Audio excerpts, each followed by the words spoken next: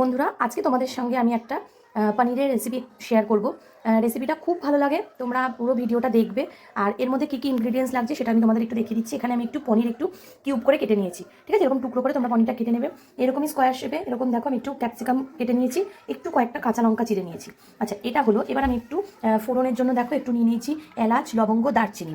আর এখানে নিয়েছি একটু কাজু বাদাম নিয়েছি, পোস্ত নিয়েছি। আমি কয়েকটা কিশমিশ দিয়েছি, কিশমিশটা না দিলেও হয়, কিন্তু দিলে এটা একটু টেস্ট হয় ভালো, ঠিক আছে? এবার আমি এই পোস্তটা আর হচ্ছে এই কাজু বাদাম আর কিশমিশটা আমি এটা একটু পেস্ট করে নেবো।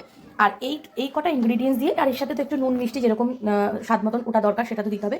এইটা দিয়ে আমি তোমাদের একটা পনিরের রেসিপি করে দেখাবো। তোমরা এটা শেষ পর্যন্ত দেখো, খুব ভালো লাগবে।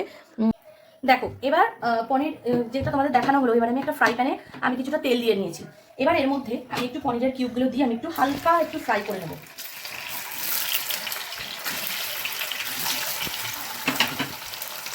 পনিরের কিউবগুলো দিয়ে আমি দুবারে অল্প অল্প করে দিয়ে ফ্রাই করবো, হালকা একটু করে লাল করে নেবো।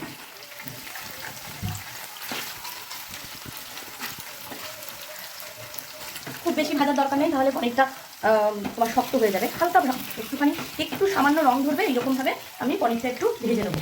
এর মধ্যে পনিরের উপর আমি একটু অল্প করে একটু নুন একটুখানি দিয়ে নেবো, যাতে পনিরটার মধ্যে ভালো করে নুনটা ঢোকে।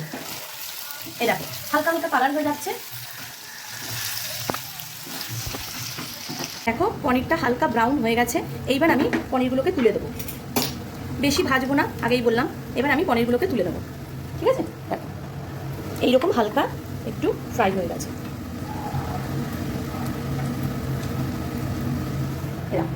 দেখো, পনিরটা ভেজে তুলে নিয়েছি।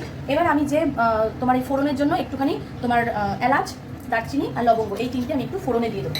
এটা ফোড়নে দিয়ে হালকা একটুখানি এটা ফ্রাই করে এর মধ্যে আমি যে ক্যাপসিকামটা কেটে রেখেছিলাম সেই ক্যাপসিকামটা দিয়ে দেবো। ক্যাপসিকামটা দিয়েও আমি হালকা একটু ফ্রাই করবো, কারণ ক্যাপসিকাম তাড়াতাড়ি করে হয়ে যায়, এটা বেশি ভাজতে হয় না। ক্যাপসিকামটা হালকা করে ফ্রাই করে এর মধ্যে যে আমি কাঁচা লঙ্কাটা একটু ছিঁড়ে রেখেছিলাম সেগুলোও আমি এর মধ্যে দিয়ে দেবো। দেখো, এটা হালকা একটু ফ্রাই করবো, ক্যাপসিকাম বেশি ফ্রাই করবো না। তোমরা পুরো ভিডিওটা দেখতে থাকো। ভালো লাগলে আমার চ্যানেলটাকে অবশ্যই সাবস্ক্রাইব করবে যারা এখনো করোনি। 2 মিনিট মতন ক্যাপসিকামটাকে ফ্রাই করবে। একদম ইজি রান্না, কিন্তু খেতে এটা দারুণ টেস্ট হয়। এটা লুচি, পরোটা বা ভাত যে কোনো কিছুর সাথে তোমরা কিন্তু খেতে পারো। এই হালকা যে একটুখানি এই হালকা একটু ফ্রাই হয়ে গেল, ব্যাস। এটা আমি 2 মিনিট একটু নাড়াচাড়া করে নিলাম। এর মধ্যে এবার আমি যে কাজু বাদাম আর হচ্ছে কাজু বাদাম আর পোস্ত আর 2-4টে কিশমিশ দিয়ে একটা পেস্ট বানিয়ে রেখেছি, এটা এবার এর মধ্যে দিয়ে দেবো। এবার এটা আমি ভালো করে, যতক্ষণ না এটা কষবে ততক্ষণ এটা আমি ভালো করে নাড়াচাড়া করতে থাকি। এর মধ্যে এবার আমি একটু স্বাদ মতো একটু যে যেরকম লাগবে সেরকম একটু নুন দিয়ে দেবো, আর অল্প একটু করে সামান্য একটু চিনি ছিটা দিয়ে দেবো, জাস্ট টেস্টের জন্য। দেখো, এইবার এটাকে আমি এখন একটু লো ফ্লেমে ভালো করে কষতে থাকবো। এটা যতক্ষণ না তেল ছাড়বে ততক্ষণ এটা আমি এখন ভালো করে এটা কষতে থাকবো।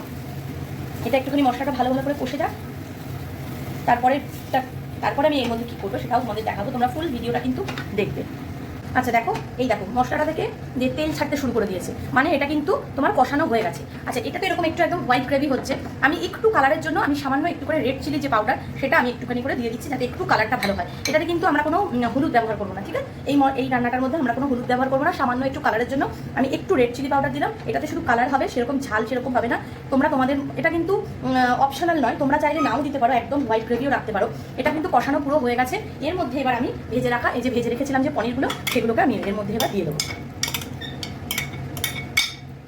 মোটামুটি হয়ে গেছে। 2 মিনিট মতন এটাকে নাড়াচাড়া করবো, তার উপরে ঘি দিয়ে এটা কিন্তু নামিয়ে ফেলবো। অসাধারণ একটা ভালো রেসিপি, এটা ভীষণ টেস্ট হয় খেতে। তোমাদের কেমন লাগছে রেসিপিটা তোমরা একটু বলবে। এটার মধ্যে আমার কাছে আজকে গ্রিন ক্যাপসিকাম ছিল, তাই আমি সেটা দিয়েছি। যদি রেড বা ইয়েলো কালারের ক্যাপসিকাম থাকলে তোমরা সেটাও দিতে পারো। কেমন হয়েছে তোমরা এটা একটু বলবে।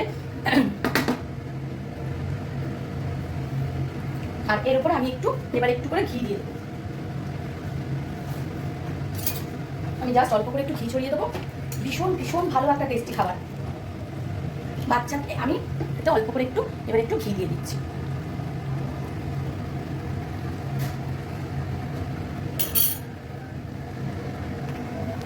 কেমন হয়েছে এবার সেটা তোমরা একটু বলো। দেখেছো এত সুন্দর এখান থেকে তেলটা ছাড়ছে, এটার কালারটাও কত সুন্দর হয়েছে দেখতে, আর এটা খেতেও ভীষণ ভালো হয়। তোমরা যারা যারা এখন এটা খাওনি তোমরা একটু ট্রাই করে দেখো, এটা ভীষণ ভালো একটা রেসিপি। তোমরা অবশ্যই আমায় কমেন্ট করে বলবে যে আমার এই রেসিপিটা তোমাদের কেমন লাগলো।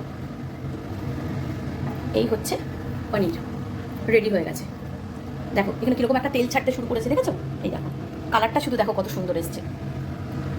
চলো তাহলে এটা ডান হয়ে গেছে, তোমাদের কেমন লাগলে বলবে। এটার উপর আমি আর গরম মশলা দিলাম না, তার কারণ হচ্ছে আমি অলরেডি ফোড়নের সময় আমি একটুখানি কিন্তু গোটা গরম মশলা দিচ্ছি। দেখেছো কেমন তেল ছাড়ছে, খেতেও এটা সেই রকম টেস্ট হবে। তোমাদের যার যার ভালো লাগছে তোমরা কিন্তু এটা বানিয়ে করে খেয়ে দেখতে পারো। দুপুরের মেনুতে হোয়াইট গ্রেভি দিয়ে হয়েছে পনির, দেখো কেমন হয়েছে, কি দারুণ কালার এসছে, এখান থেকে এত সুন্দর তেল ছাড়ছে আর এত সুন্দর হয়েছে। কারা কারা পনির খেতে ভালোবাসো কমেন্ট করো। যারা আমার পেজটা এখনও ফলো করোনি তোমরা একটু পেজটাকে একটু ফলো করবে। আর এর ফুল ভিডিওটা, এই রেসিপিটার ফুল ভিডিওটা আমার ইউটিউব চ্যানেলে দেওয়া রয়েছে। তোমরা যারা যারা দেখতে চাইছো তোমরা ইউটিউব চ্যানেলে গিয়ে কিন্তু এটার ফুল রেসিপিটা দেখতে পারো। দেখো কীরকম হয়েছে সুন্দর, এইরকম দেখো। টাটা।